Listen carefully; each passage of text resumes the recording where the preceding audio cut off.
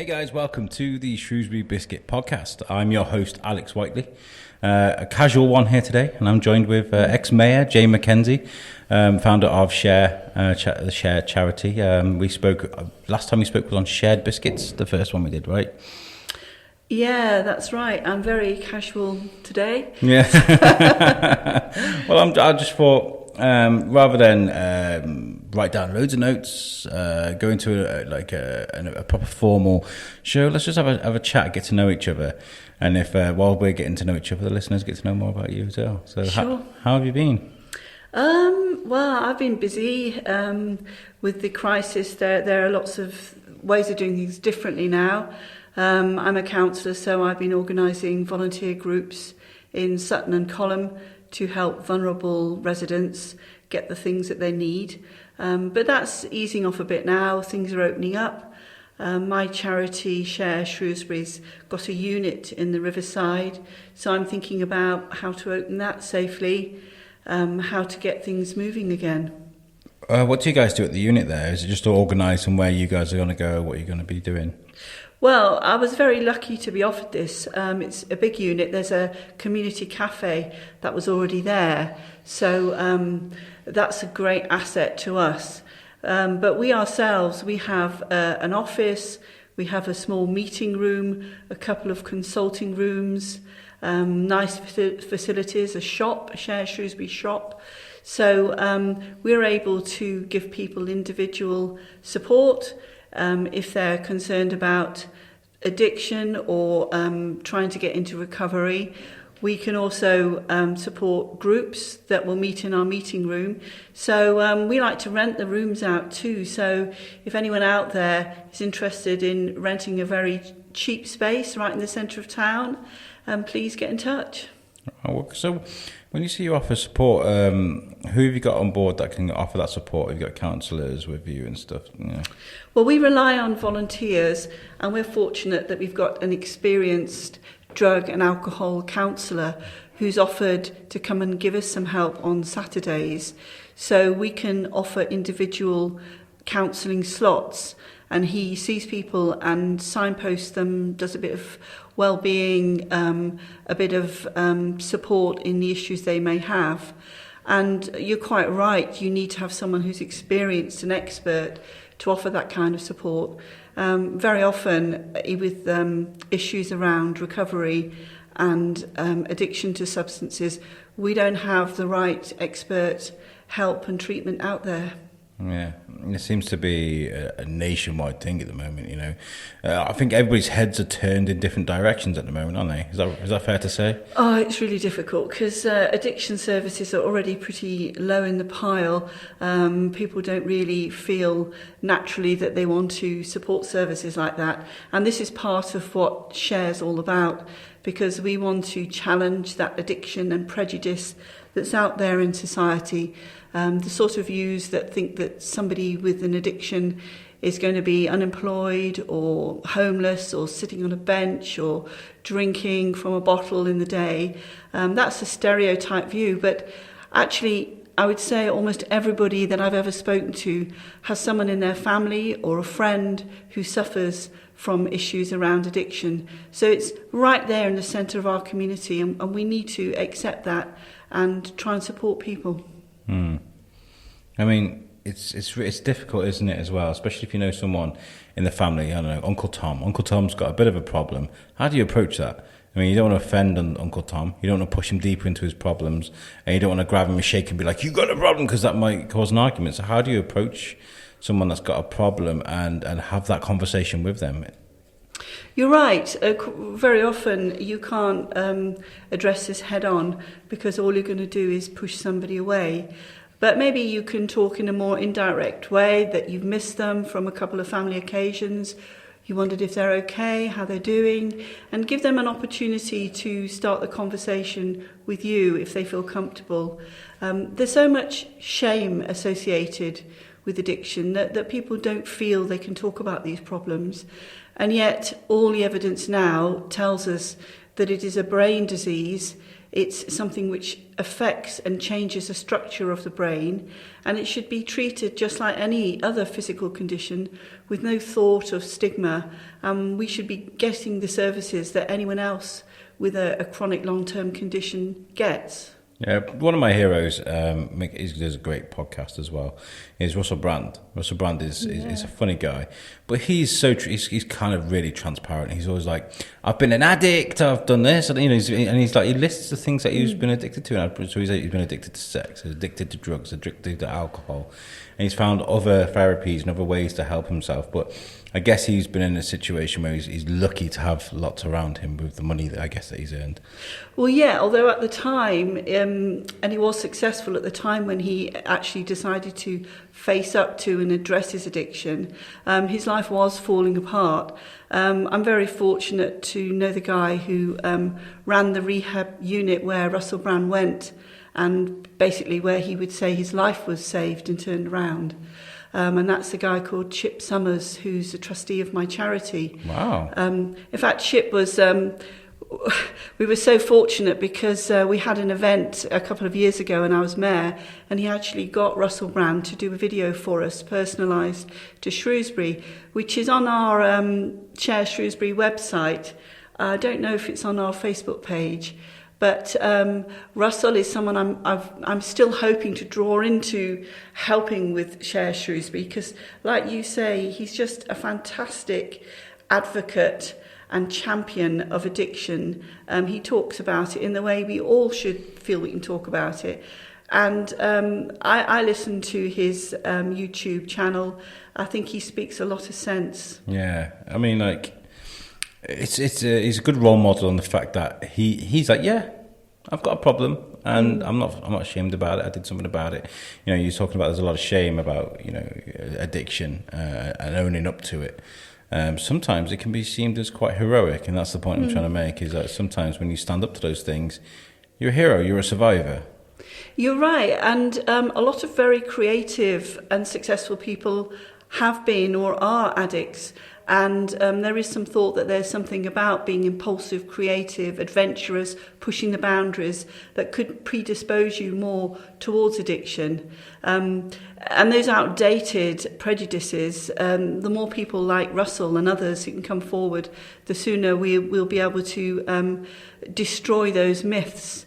We talk about this on our Facebook page, and we also put up videos that are spoken by various entertainers or successful people in the showbiz who talk really frankly about their addiction, because it's something that none of us can be smug about this.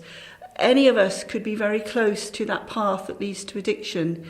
If not substances, it could be something else in your life. We talk about being addicted to love.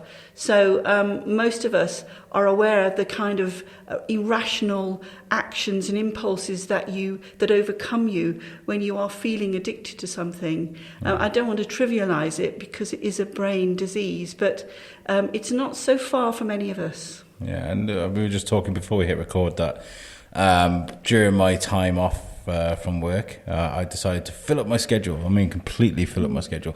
I was up till 2:00 last night recording a show in America, for America. Well, it wasn't in America. And that's me showing signs of addiction. I'm addicted to what I do. I genuinely love what I do. It's a passion. And I'm kind of torn between, am I addicted to this pushing myself and creating content, constantly working, or am I just passionate? I mean, where does the line, where does it stop? Yeah. That's a really interesting question. The line between addiction really and dependent behaviour could be defined as when you continue with a behaviour even though it's harming you and those around you. So it's when you just can't, it's completely out of control, you can't stop it. And you see that in alcohol addiction, drug addiction, you see it in anorexia, you see it in tobacco addiction, gambling, many different forms of addiction. With alcohol in particular, you also will have a physical addiction. So you may be aware that you are dependent and addicted when you have withdrawal symptoms, severe and painful, unpleasant withdrawal symptoms when you stop drinking. And it's often said of addiction to alcohol that you have to have a drink just to feel normal again, just to be able to function. Imagine having a migraine, and if you just took a drink, it would take it away and you could function and go to work. It's a bit like that with alcohol addiction. You're so ill if you don't take that drink. Yeah, I don't know if I mentioned it on the Shared Biscuits. I knew a lady I worked with years and years ago. It's got to be 10 years ago now. And she was the nicest, kindest lady you'd ever met. And we'd get to a point in our shifts where we'd spend a good few hours together alone in the workplace. And we'd just sit and chat. And she was a lovely lady. And she would have the shakes, and she'd tell me that she'd had a problem. And she had a problem with drink, and the shakes were because she was trying to abstain from it, because her daughter was like, her daughter gave her an ultimatum and said, you need to stop the drinking because you make a fool of yourself, or you can't see your grandkids. So she stopped drinking. She died. Ooh, tell me a bit more about that. I think she just had I can't remember but she had like organ failure. She just stopped. She didn't take any medication. She put herself through a great deal of pain. And she died. She passed away. I came into work the one day and they were like, "Oh, she's gone." And I was like, "What?" I was chatting to her last night. It didn't make sense. It didn't make sense to me. Well, you've highlighted something. People talk about what is the most dangerous drug in the world, and far and away the most dangerous drug is alcohol, and that's recognised by the World Health Organization and any other health organisation because it's so dangerous. And withdrawing from alcohol is more dangerous than withdrawing from heroin. Because it can kill you. It can kill you because you may have epileptic fits, because the brain is reacting to being deprived of the ethanol in the alcohol. You may fall over, hit your head. You may hemorrhage. I don't want to go into too much detail, but there are lots of ways to die. And withdrawing from alcohol has to be done under professional supervision if you are dependent, because you have to slowly acclimatise the brain to being without alcohol. It's very dangerous. And can I just say something else as well? I talk to people a lot about drugs and addiction, alcohol, but one of the reasons that I started my charity is because I was one of those people who had to stand by and watch somebody that I loved suffering from alcohol addiction. And I just want to say something for those families, because no mistake, there's no mistake here, it's a horrendous disease. And for those who have someone that they care about or a friend who is in the throes of addiction, it is a most terrible place to be, painful. And also, just watching someone hurt themselves is a very difficult thing to do. So it tears the family apart. It's a real family disease. And how do you, how many different approaches do you have to take for this sort of thing? Because, I mean, obviously, not everything works. I mean, the hard approach, the subtle approach, the drop them off at the door at rehab approach. I mean, how do you cope with that? It is really difficult, because one of the symptoms, if you like, of addiction is denial. So people can be suffering, they can be physically ill and sick, they can be not functioning, they can be comatose a lot of the time, and yet if you ask them very often, they'll say they're okay, they don't want help. So denial is actually a mental health issue around helping people, and in fact they call treatment-resistant addicts that group who won't admit they've got a problem, but they need help as much, if not more, than anyone else.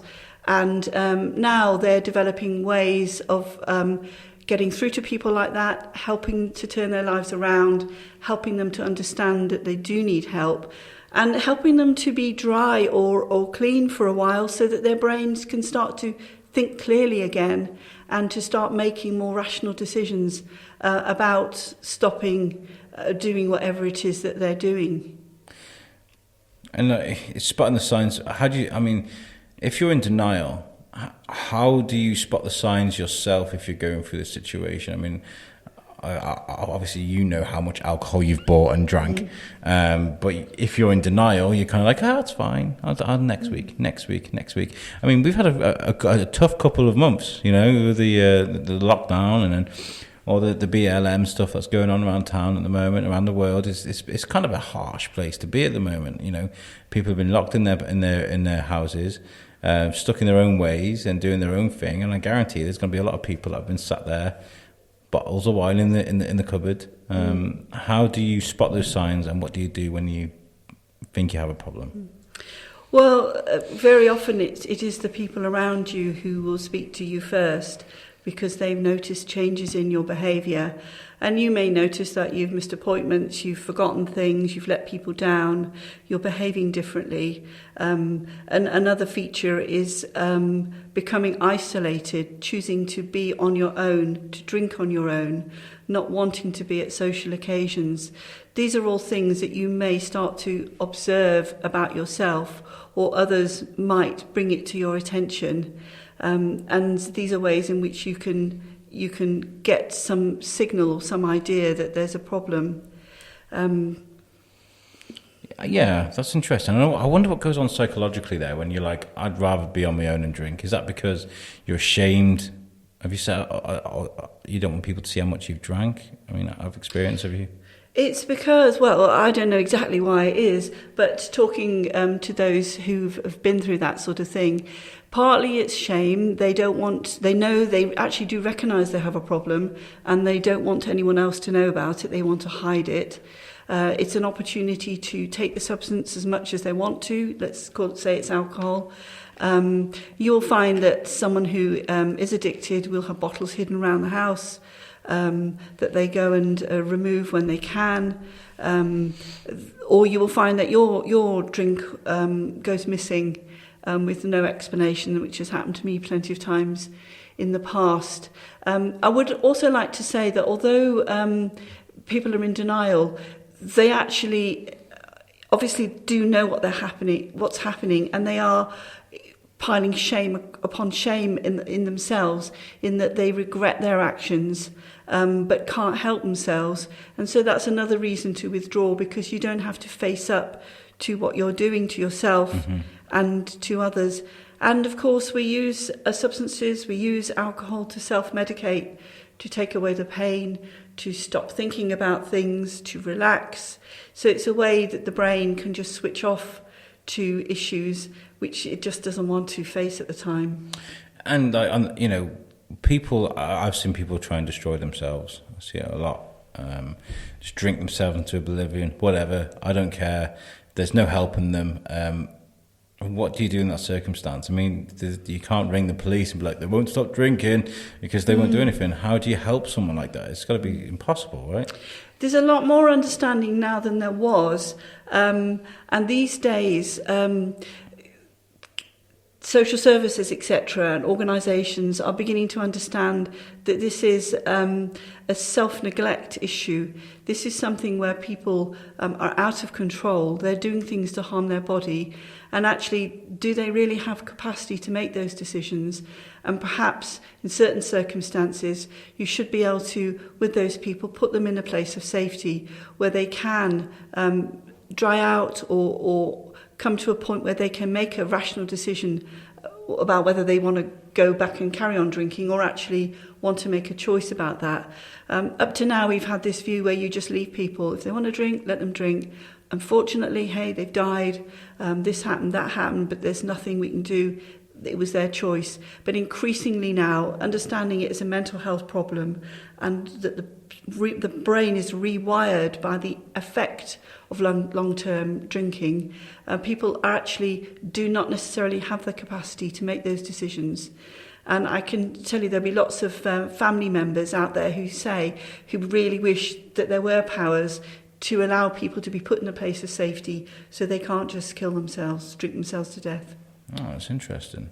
That is interesting because, you know, it's, you know, you see on TV, on movies, all these times where, you know, they have the what's it called when a group of family grab someone and they're like intervention. That's it. Okay, intervention. You see that all the time, but you never think about it with like the officials and things like that. That's interesting. There's something in America called Casey's Law, which was a change in the law brought about by a family whose child called Casey died through alcohol addiction, where they continuously asked for support, asked for rehab, asked for local organisations and services to give them the support to stop their child from killing themselves through drinking, because when you're addicted, you have no control over this. This is not your fault, and you can't control it. You will drink and drink and drink.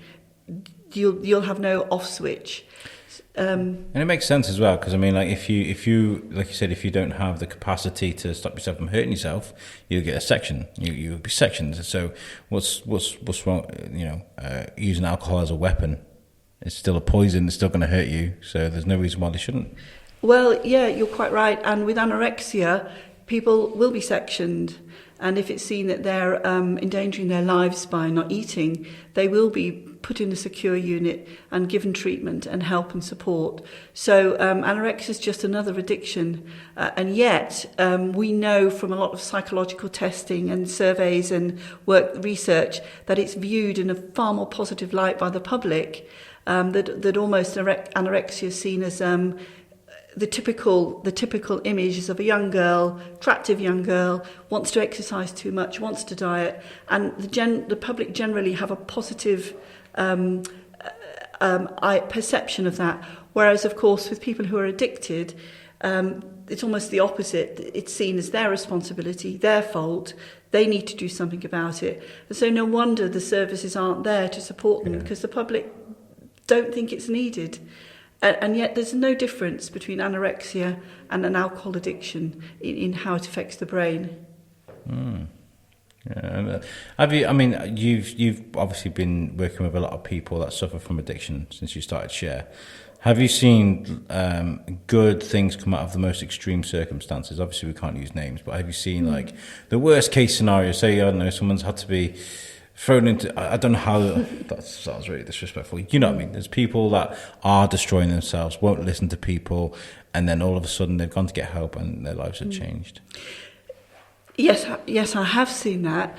And I would say that the biggest factor here is to make people feel worthwhile. Love is an easy word to use. And we use it sentimentally. But if you can give it unconditional love, if you can do the opposite of judging people, so that those who are suffering realise that there is somebody there, there is hope for change, because everybody really, deep inside, they don't want to be where they are in their lives. And they need to see that somebody believes in them, someone has hope, somebody's not judging them. I would say that was one of the most important things. And not to say, well, you've been detoxed once and now you've gone back to it, because just like any chronic condition, people relapse all the time in all sorts of conditions. And it might take 3, 4, 5, 6, 10 times to perhaps either have rehab or detox or start in recovery. But if you just are understanding, give them the right support, people will eventually, in the majority of cases, recover. I was just reading a really interesting research paper that was comparing recovery outcomes from alcohol addiction, hypertension, and I think the other one was, I can't remember, it wasn't diabetes, but it was something similar. And when you actually look at the facts, people in recovery from alcohol are just as likely to recover and have as few relapses as those with hypertension. The other condition was something where you had to change your diet, which we all know is really, really difficult, similar to diabetes.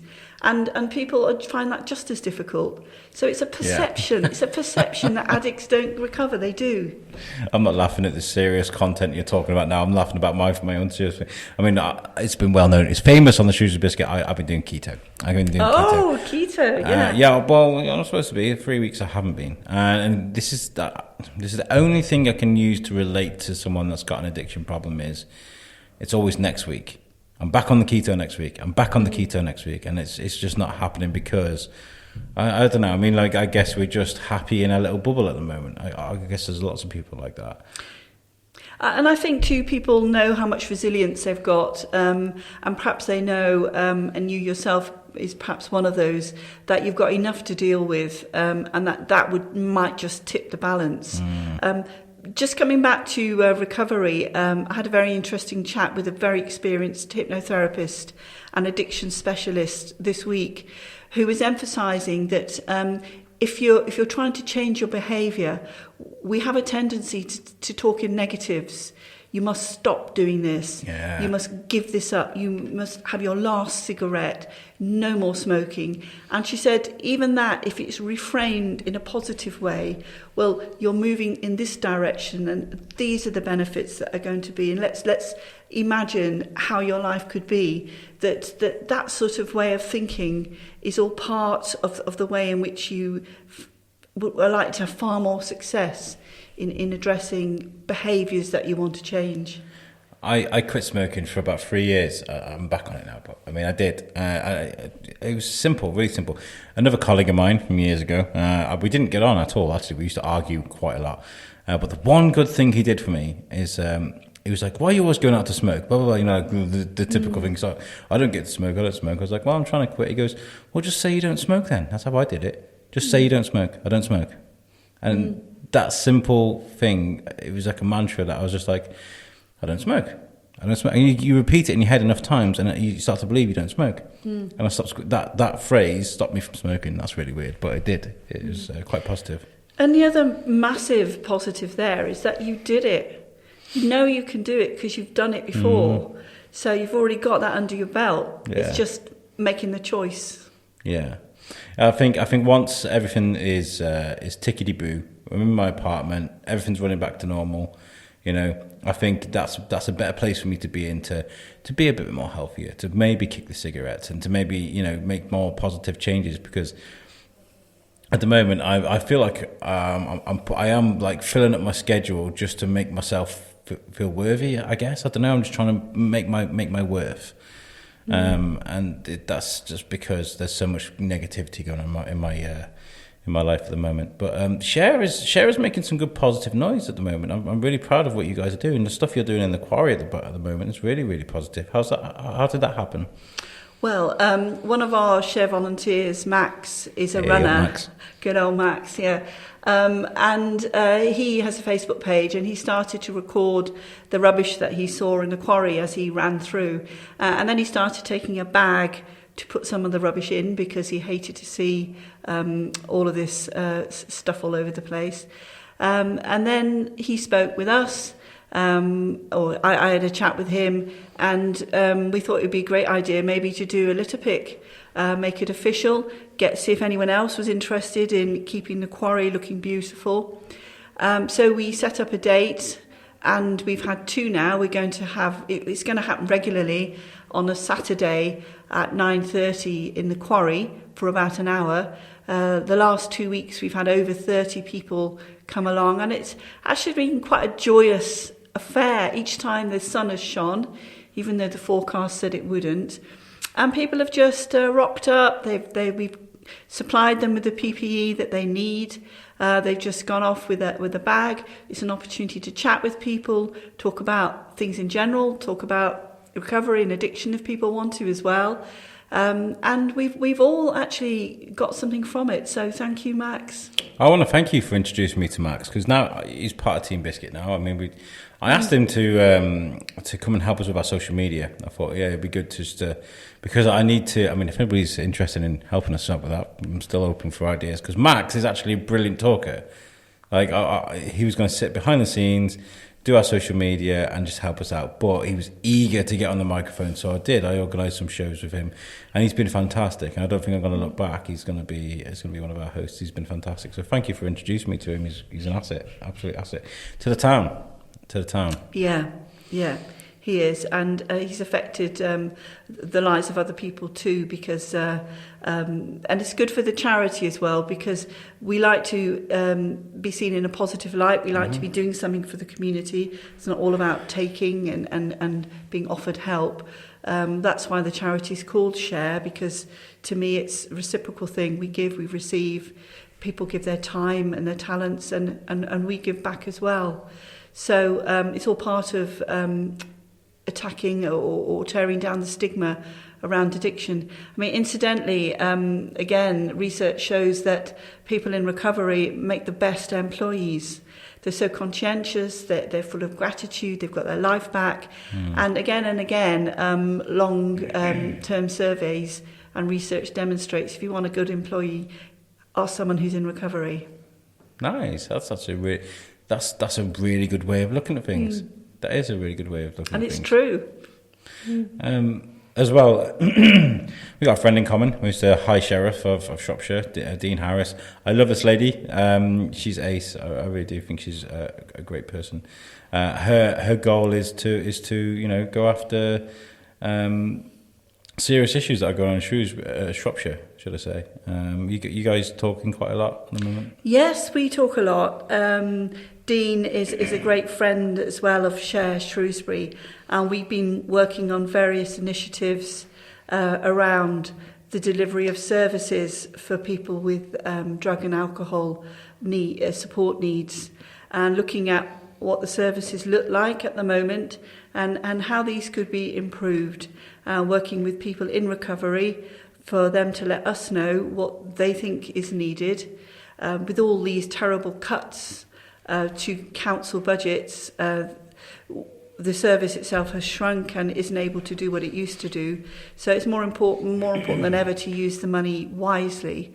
And we've got some exciting things that we're working on together. It just seems like it just seems so simple when you think about it. If you attack child services in a positive way, or you attack depression, mental health services, and that'll have a knock-on effect on addiction because people get addicted because they're depressed, and it just seems like such a positive thing to do. So when she was talking about that, I was like, this is because we have taken a step backwards, a huge step backwards. In fact, even the rhetoric you see on social media, you'll see a video of someone doing something, completely unorthodox, and some would say probably crazy, and then the comments would be just horrendous, and you're like, well, they've obviously got a mental health issue. There's a rhetoric there that people just don't care anymore, and that's because everybody's taking a step backwards. And I really do applaud Dean Harris for her stance. I think it's important. Yeah, she's a very feisty lady. She's a woman on a mission, and she hit the road running when she started in her year as High Sheriff. And we met together with Shropshire Recovery Partnership last week to talk about services, and we all together identified that there's a gap, actually, a pretty serious gap, in that there's no awareness raising being done with school children, no prevention work around substance misuse. There used to be, but there isn't anymore. So I'm hoping that we will work with Shropshire Recovery Partnership and Shropshire Council to look at putting something back in place so that the children, our future in Shropshire, can be taught and told about the dangers of substance misuse, and also around county lines, because Sonia Jones, who heads up Young Ad Action, has done a lot of work nationally as well around county lines. And me, I'm a Shropshire councillor as well, and for a long time Shropshire Council didn't really want to engage or think that there could possibly be any problem with Shropshire children and drugs and abuse.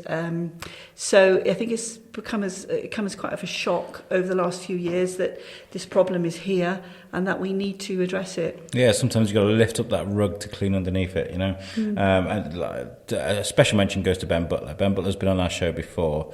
He's done a lot of work, a lot of real positive work, because he was, of course, part of County Lines. He was infiltrated by them, and he was their enforcer. But he went on to work with young people to encourage them to stay away from things like that. He's done amazing things.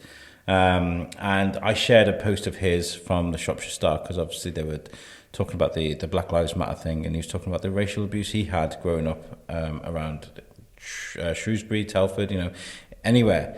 And because I shared his story, a lot of people got in touch. I really like Ben. I like Ben. I mean, I won't mention his name, but one of my peers, very respectful peers, was like, I want to help Ben, because he could be like the face of Shropshire, racism, drugs. He could be that face. He could be that person with the right guidance.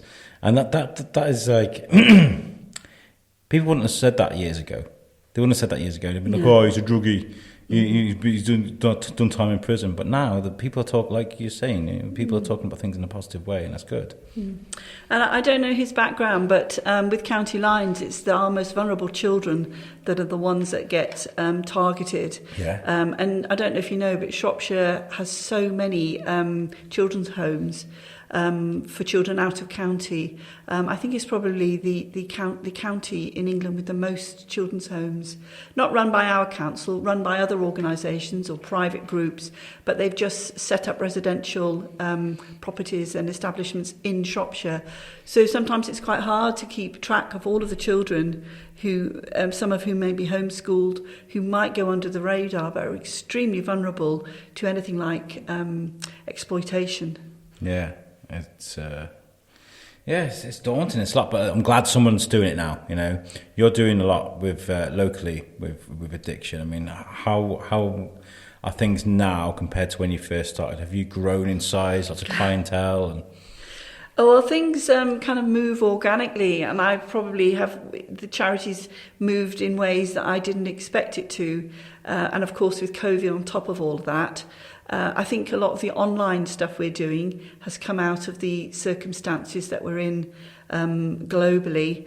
And we're now looking at accessing expert opinion and expert views virtually, so we can bring in some of these national experts like Professor David Nutt, who was some years ago the government's drug czar. But I don't know if you remember, he got publicly sacked from his position by saying that we shouldn't be focusing on crack cocaine or heroin, we should be focusing on alcohol, because that by far outweighs any damage caused by any other drug. The government didn't like hearing that message. Think of the economy. Think of the economy. Yeah, think of the money we make in taxation, etc., from alcohol. I mean, that makes perfect sense to me why he was sacked. But he's on the money. He's on the money. He's on the money, and he's a professor, research fellow, and practitioner. I think he works out of Imperial College, doing fantastic work around, particularly around alcohol addiction. And I look at all the research continuously to keep up to speed with what's happening. I'm going to bring it negative a little bit now, because I did your survey. I did it, and there was a question on there that says, "Is alcohol unhealthy?" And I put yes. Obviously, it's unhealthy, but I say like, for example, the weekend. Last weekend, I got loads of abuse because of the Black Lives Matter thing. I was in a terrible place. I was just like, oh my God! Like, I tried to do something positive. Blah blah blah. I got attacked. Whatever. I did a podcast with my friends in America. I got a couple of beers. I was having a couple of drinks. I did a great show, and I felt on top of the world. It was great. It helped me just relax and realise things weren't as bad as they were. And it's obviously not just to do with the alcohol; it's to do with the company and what we were doing. But I can't help but think that helped. And I see that as like a sort of a mental investment. That I felt so much better after that. So is there something to say that moderation is okay? I think a couple of things. I think one is about education. I think if people are educated and they know what alcohol is, then they can make a choice about whether they want to take it or not. Mm-hmm. I sometimes drink alcohol, but I do know that it is a toxin and a poison, and all it does is harm the body. It does nice things to the mind.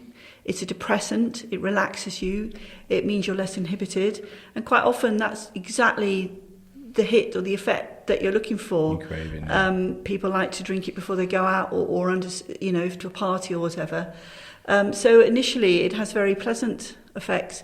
And I think that as long as you're educated and you know what you're dealing with, then you can make that informed choice. I think it's that makes sense because I hear a lot of stories about, oh, don't worry, I'll be fine, I'm invincible, don't worry about that invincible feeling, it's not going to bother me, I'm fine. I know that I'm drinking Coke right now, vanilla Coke, it's terrible for me. I'm drinking it though because I'm thirsty. Yeah. Because life's all about making choices like that, isn't it? We all do things that harm us, but sometimes I think, especially with alcohol, people just don't have any idea where it could lead or the damage it's doing to their body. And if you have the information, you can still choose to drink, but at least you know what you're doing. Yeah, absolutely. You've got to be aware.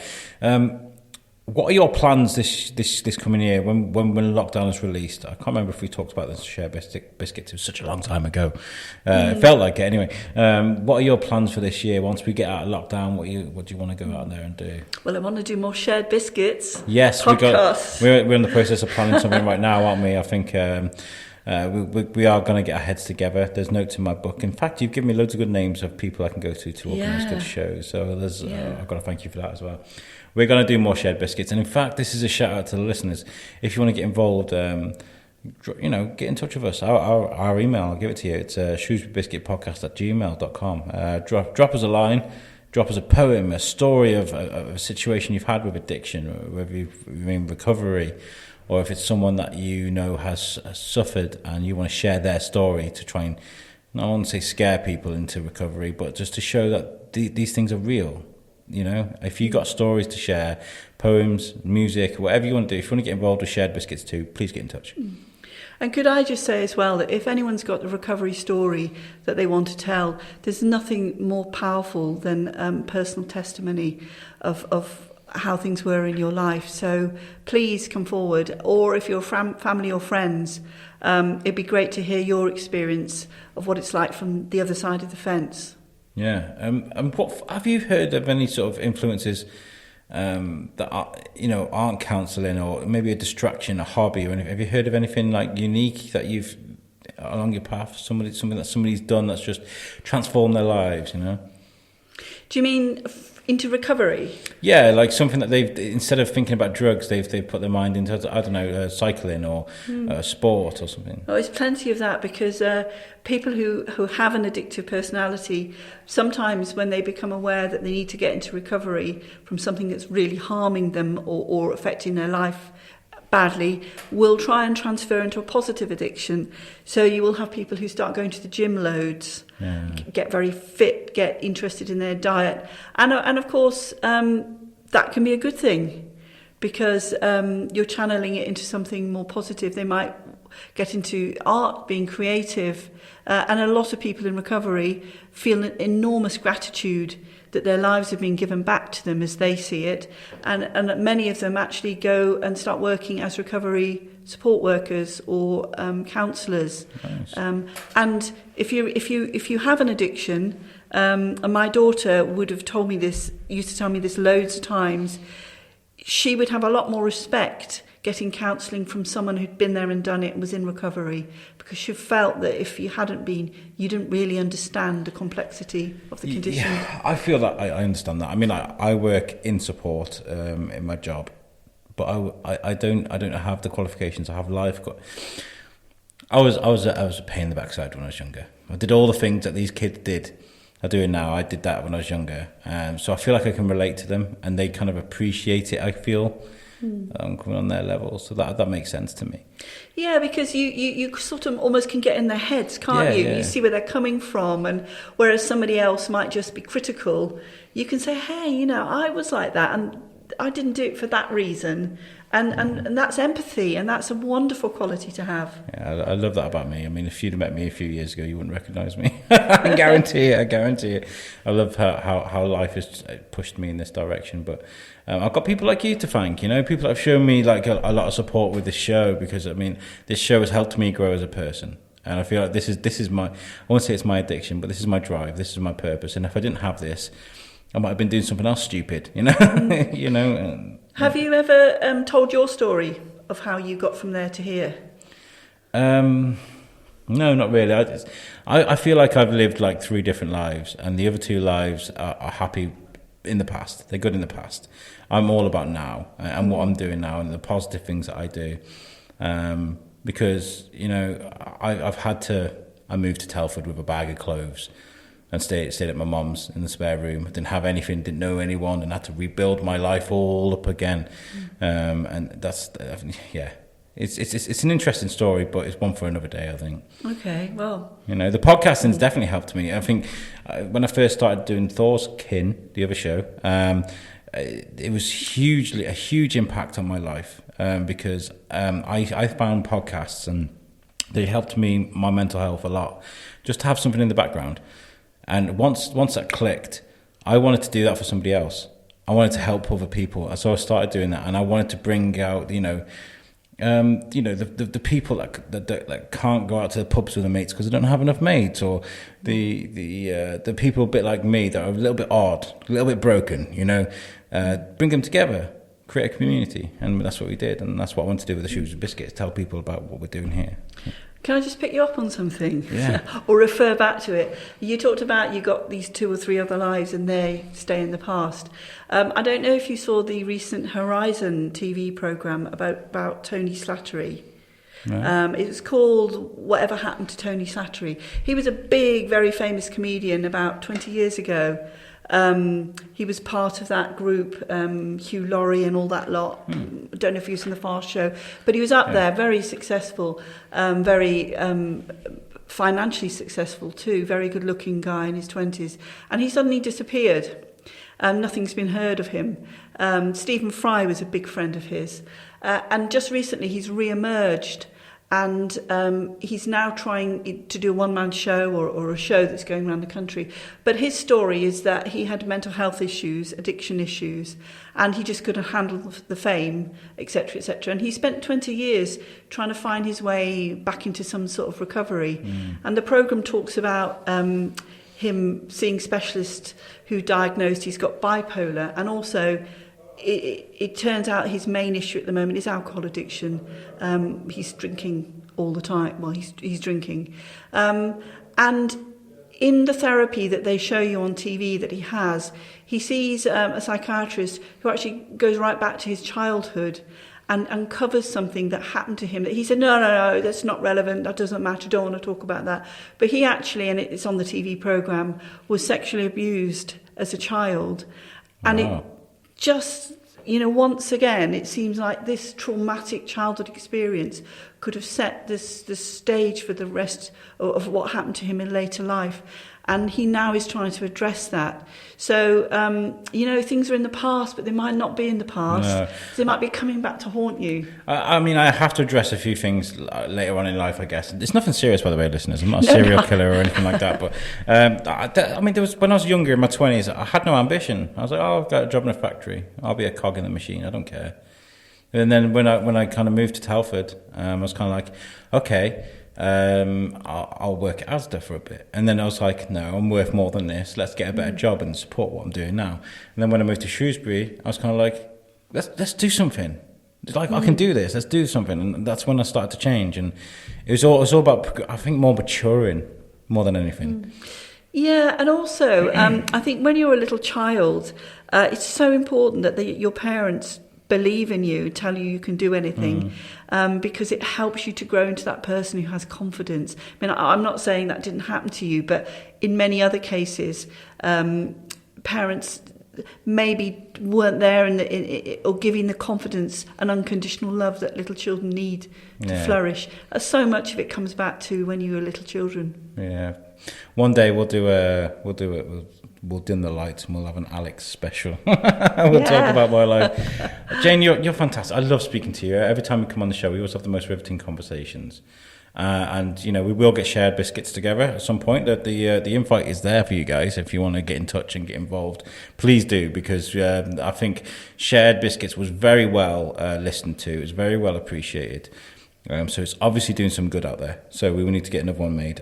So get in touch, give us an incentive, and send us in some good stuff for us to share, because it's called Shared Biscuits. And can I just thank you, Alex? And that Shared Biscuits episode was so powerful because people were showing raw, real emotion, and that's what the public connects with. They hate hypocrisy. I think that's why they don't like politicians. But thank you so much for making this happen and for everything you've achieved. I mean, I'm looking around at your studio. You're so professional. You've got regular shows. So you've really seemed to have found your rhythm and are succeeding at this. I got my team to thank, really, because they keep me going. Because I do have wobbles, or I mean, at 4 o'clock in the morning, I'll be like, "Yo, guys, I made a cool poster. Share it on the Facebook thing." No, I've got a good team, a group of people around me. But yeah, I really appreciate that. Thank you very much, guys. This has been fantastic. I really appreciate it today.